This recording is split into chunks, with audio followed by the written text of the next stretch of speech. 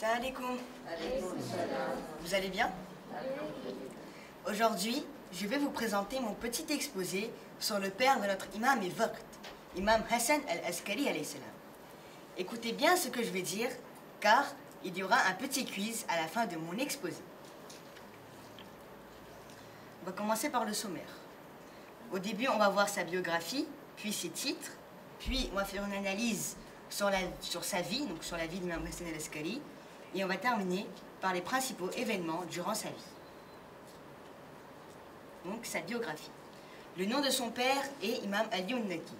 Le nom de sa mère est Hudais ou Sausan. Sa date de naissance est le 10 Rabiul Akhir 232 après l'Hégire. Sa date de décès est le 8 Rabiul Awwal 260 après l'Hégire à l'âge de 28 ans. Durée de l'imamate 6 ans et il est décédé, il est enterré à Samarra en Irak. Donc ses titres sont Al-Askari, celui qui vit dans un camp militaire. Il s'appelle comme cela car l'imam était forcé de vivre dans une zone à Samarra qui était un camp militaire. Son deuxième titre est Abu Muhammad, le père de Mohammed. Il s'appelle aussi Al-Khalis, le pur, et Ibn al-Riza, fils de Riza. Comme tous nos aïmas, la naissance de notre 11e imam fut une occasion très heureuse pour les Ahlul Bayt. Son père, Imam al-Yunnaki, l'appela Hassan, comme notre deuxième imam qui s'appelle Imam Hassan. Imam Hassan al-Askari fut élevé par son père, notre 10e imam, qui était un reflet de la Sulullah. Lorsqu'il avait 22 ans, Imam al-Yunnaki décéda et Imam Hassan al-Askari devint imam. Il fut imam pendant seulement 6 ans, mais il laissa derrière lui de nombreux trésors et des leçons pour nous. Il traversa beaucoup d'obstacles durant son imamate. Il fut emprisonné pour un temps. Et était également sous étroite surveillance et espionné par le gouvernement abbasside. Je vais vous raconter une histoire sur notre 11e imam où nous pourrons voir le sabr, la patience, la persévérance qu'avait Imam Hassan al-Askari pendant les moments difficiles. Pendant un temps, Imam Hassan al-Askari fut emprisonné par les abbassides qui étaient les gouverneurs de l'époque. Un homme du nom de Salih ibn Wasif était responsable de sa prison et les abbassides lui avaient dit « Sois sévère envers lui et rends-lui la vie dure ». Il voulait que l'imam souffre et soit dans une extrême difficulté en prison. Mais Salih était confus et ne savait pas quoi faire pour blesser l'imam.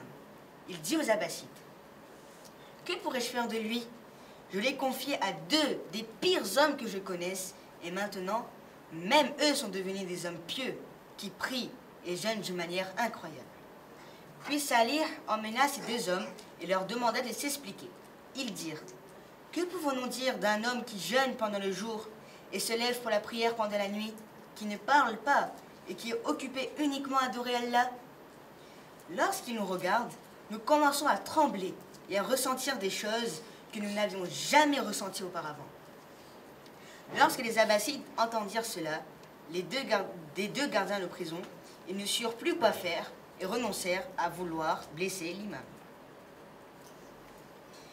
Même si l'imam passa la majeure partie de sa vie dans des conditions difficiles et sous la surveillance des abbassides, il continua à propager le savoir islamique.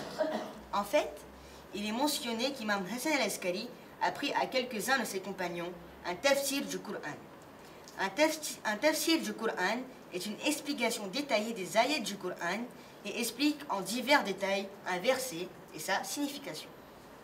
Il est dit que l'imam a appris ce tafsir à 2 de ses compagnons dans une période de 6 ans et ils l'ont alors écrit. Avant que l'imam ne commence le tafsir, il discute à propos du Coran et nous rappelle quelques points importants. Quelquefois, après avoir appris un peu du Coran, nous pouvons penser que nous avons appris beaucoup et que nous avons bien compris le Coran. Mais l'imam nous rappelle que ce n'est pas le cas. Le Coran est la parole d'Allah et son savoir est illimité. Nous n'en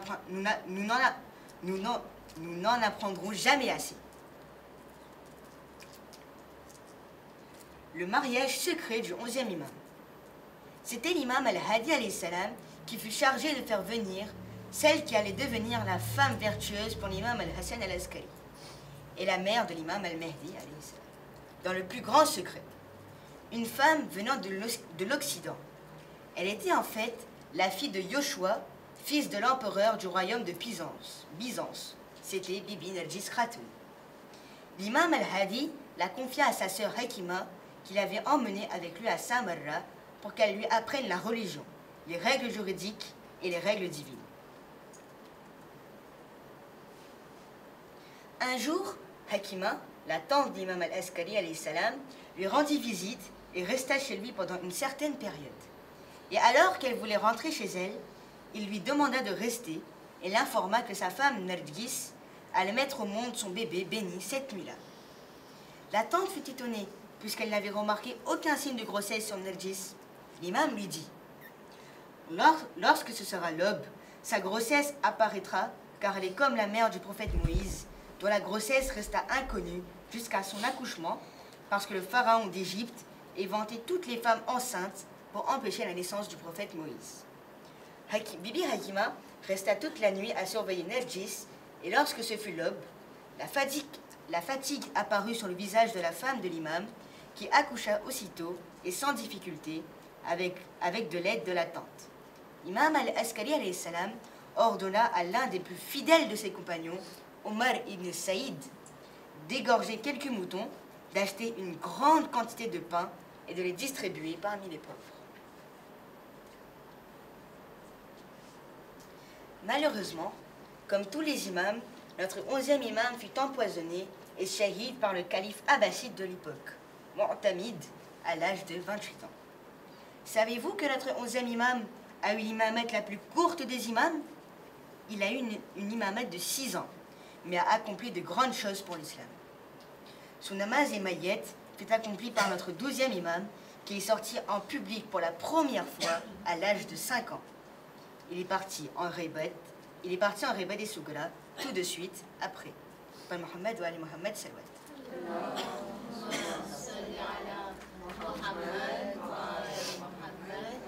Donc maintenant, je vais vous faire le petit quiz. Donc, la première question est: quelle est la date de naissance de notre 11e imam? Le jour, le mois, l'année et l'âge. Yeah. Le 10 Rabiul Akhir. Oui. Rabiul Akhir. L'année c'est le 232 AH et à l'âge de. Il est à l'âge de 0. Bravo, tu peux venir ici s'il te plaît?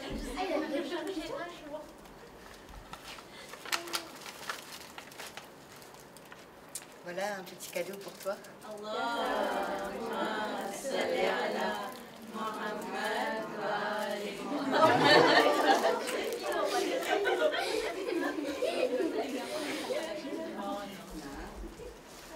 Première question terminée.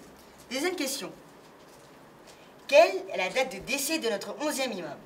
Jour, mois, année et du coup maintenant l'âge. Les grands aussi peuvent répondre, hein, les grands. Il a déjà fait quand même. C'est déjà fait, Les professeurs aussi. S'il n'y a pas d'élèves. J'étais sur la question. Allez, déjà. Non, mais je connais que l'âge.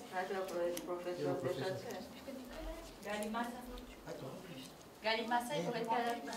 Vous pouvez venir? Oui, il va juste parler. Il va juste parler. Il n'y a pas. Il n'y a pas un coin d'arbre, non? Allez, c'est bon?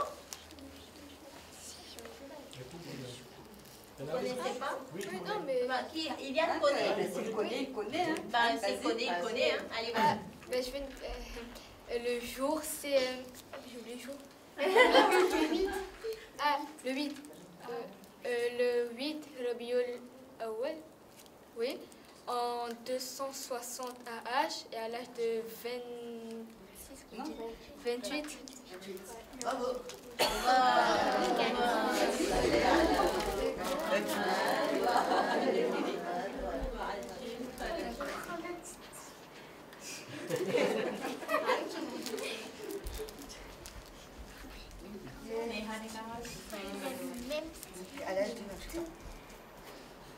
Troisième question, il y a 5 questions en total.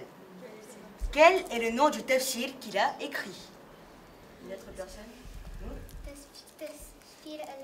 تفسير الأسكري. Oui, bravo. اللهم صل على محمد وآل محمد وعجل فرجهم. Allez, quatrième question. Bibi Nargis est la princesse de quel royaume? Iman? Bibi Nargis Khatun, c'est la princesse du royaume de Byzance. اللهم صل على محمد وآل محمد وعجل فرجهم. Et la dernière question. Quelle est la date de naissance d'Imam al-Mahdi? Donc jour, date, mois, année. Et à quel âge est-il parti en Ribet?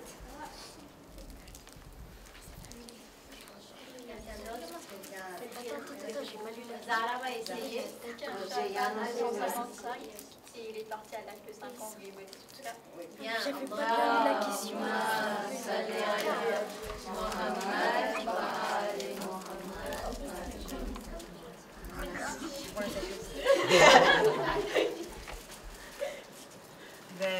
Par Mohamed wa Ali Mohamed Salman. Nous avons vu et nous savons que notre imam est en Ghaïbat jusqu'à aujourd'hui. Et durant cette occultation, nous avons chacun des responsabilités. J'ai ici quelques cartes où sont écrites quelques responsabilités que nous avons envers notre imam. Je vais vous demander à chacun à tour de rôle de venir ici et nous lire sa partie. Jian, est-ce que tu peux venir ici? Shanman.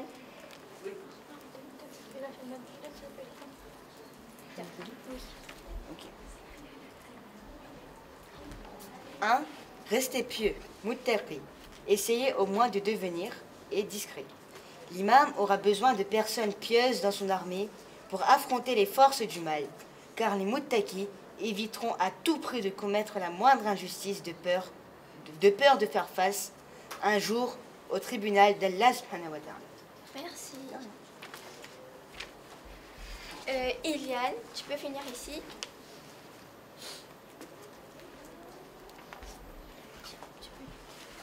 Alors, connaître l'imam al-Mahdi et croire fermement en sa ghaïbat et l'aimer.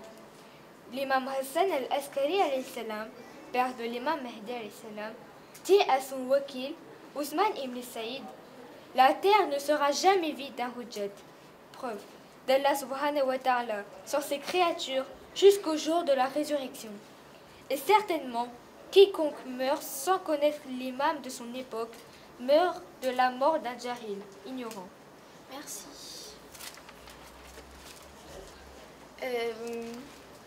Jehan, tu peux venir?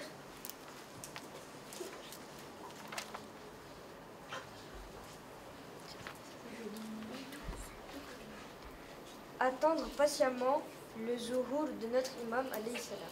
Et votre pas. Demander à Allah subhanahu wa ta'ala de hâter son zuhur et ne pas trébucher dans sa foi en lui. L'attente ou intizar du zuhur de l'imam Mahdi alayhi salam signifie l'espoir et surtout l'absence de désespoir dans le cœur du croyant. Plus le temps de sa venue va se rapprocher, plus il sera excité et enthousiaste pour les recevoir. Jusqu'à qu'il se passe même ces nuits sans fermer l'œil. L'intezar doit se faire avec patience, mais en même temps avec détermination. Merci.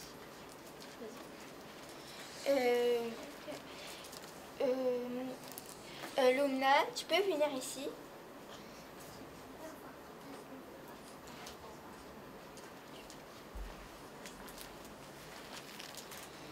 S'attrister douloureusement que l'imam soit gaïb et désirer ardemment le rencontrer. Quel pire malheur pour nous de ne pas savoir de ne pas avoir accès à son imam et waqt à chaque fois qu'il le souhaite, où il est nécessaire de lire le doigt et nourba, signification supplication de lamentation, enseigné par Imam Ali al-Riza alayhi salam. Imam al-Mahdi Sahibuzzaman alayhi salam, le cœur serré où est le Baqiyatullah, où est celui qui a été destiné à supprimer les oppresseurs. Il m'est pénible de voir mes créatures et ne pas vous voir, ni entendre de vous un murmure ou confidence. Imam Sadiq dit que celui qui récite pendant 40 jours le doigt et ahada, après la période de soub, verra certainement le gouvernement de l'imam al-Mahdi. Iman, est-ce que tu peux finir ici, s'il te plaît?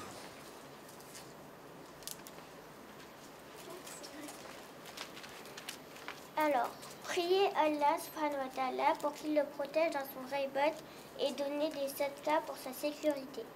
Un musulman doit penser à son imam, à sa santé, à sa sécurité avant de penser à soi. Il est donc de notre devoir de donner la sadaqa en demandant à Allah subhanahu wa ta'ala de préserver leur imam.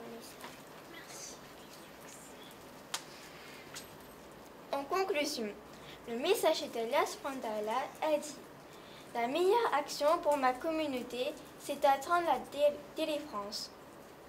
Mais une attente patiente du zuhur, de l'imam veut-elle dire une attente inactive, immobile? Une attente patiente signifie-t-elle que le musulman reste les bras croisés dans un intésal que l'imam tombe du ciel? Ou doit-il, dès à présent, dès qu'il peut, et avec les moyens dont il dispose, commencer à faire appliquer dès aujourd'hui même le programme de son imam? Mais dites-moi, nous accueillons nos invités dans une maison propre, bien rangée, mais dans quel état sera notre planète, notre terre, lorsque nous allons accueillir notre imam? N'est-ce pas de notre responsabilité de protéger la nature pour la venue de notre temps attendu? Méditons chacun sur nos responsabilités. Merci à tous de m'avoir écouté.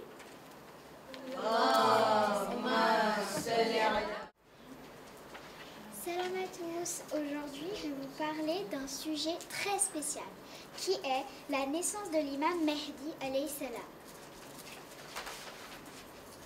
Donc tout d'abord, nous aurons une petite introduction. Ensuite, nous verrons la naissance de l'imam Mahdi, les points communs entre l'imam Mahdi et Nabi Moussa, pourquoi ces ressemblances. Il y aura une conclusion et enfin, je vous ai préparé un petit quiz. Donc, l'imam Mahdi est notre 12e imam et nous croyons qu'il reviendra un jour pour ramener la justice. Le prophète Moussa est aussi une grande figure en islam. Ce qui est étonnant, c'est que leur naissance présente beaucoup de points communs. Découvrons ensemble pourquoi Allah les a protégés dès leur naissance. La naissance de l'imam Mahdi alayhi salam. L'imam Mahdi est né le 15 Sha'ban 255 après l'Hégire, 869 après Jésus-Christ. Il est né dans la ville de Samarra en Irak. Son père était Imam Hassan al-Askari alayhi salam et sa mère était Bibi Narjis Khatoun alayhi salam. Alors, sa naissance devait rester secrète car les Abbassides qui gouvernaient à l'époque avaient peur qu'un descendant du prophète ne vienne renverser leur pouvoir. Pour le protéger, Allah a voulu qu'il grandisse caché jusqu'au moment où il accomplira sa mission. Les points communs entre l'imam Mahdi et Nabi Moussa alayhi salam. Ils étaient tous les deux en danger dès leur naissance. Les Abbassides cherchaient l'imam Mahdi pour l'empêcher de vivre. Pharaon, de son côté, voulait éliminer tous les bébés garçons d'Israël pour ne pas perdre son trône. Leur naissance a été cachée. L'imam Mahdi a grandi dans le secret et seules quelques personnes connaissent son existence. Quant à la mère de Nabi Moussa, elle aussi l'a cachée et l'a confiée à Allah. Ils avaient une mission spéciale. L'imam Mahdi ramènera la justice et guidera les croyants. Nabi Moussa a sauvé son peuple de l'oppression et l'a guidé vers la liberté. Ils ont tous les deux disparu avant d'accomplir leur mission. Nabi Moussa a quitté l'Égypte avant de revenir vers son peuple. Imam Mehdi est en occultation, il est caché et reviendra au moment voulu par Allah. Pourquoi ces ressemblances? Alors, ces histoires nous montrent que quand Allah décide de protéger quelqu'un, personne ne peut l'en empêcher d'accomplir sa mission. Allah envoie toujours des guides et des sauveurs pour ramener la vérité et la justice. Nous devons garder espoir et patience, car si tout se passe selon le plan d'Allah, tout va bien marcher. Conclusion. L'histoire de l'imam Mehdi et celle du prophète Moussa montrent que la justice triomphe toujours. L'imam Mehdi reviendra quand Allah l'aura décidé et il ramènera l'équilibre dans le monde. Nous devons toujours croire en Allah et attendre avec patience l'accomplissement de sa promesse. Avez-vous des questions? Non? Ok. Alors, on va passer au quiz. Donc, question 1. Où est né Imam Mehdi alayhi salam? Zeyna? Tiens.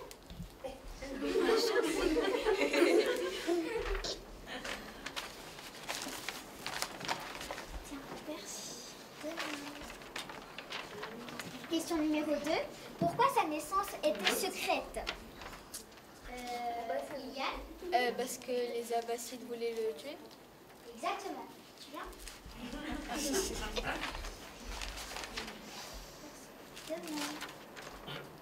Question 3. Comment s'appelait son père? Loubna?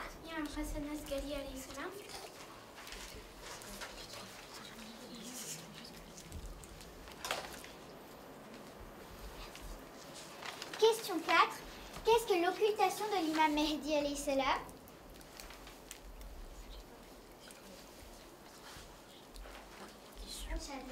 L'occultation, c'est l'islam? Oui, mais... Ah, du coup, c'est Allah subhanahu wa ta'ala qui l'a caché. Exactement. Voilà.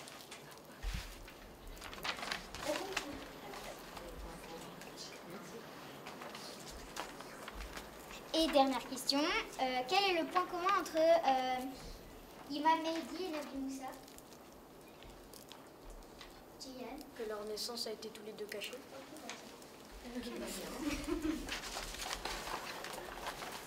Merci. De rien. On fait un salawat pour les 5 enfants qui ont répondu. Allahumma salli ala Muhammad wa ali Muhammad wa ajil farajah. Merci de m'avoir écouté. Allah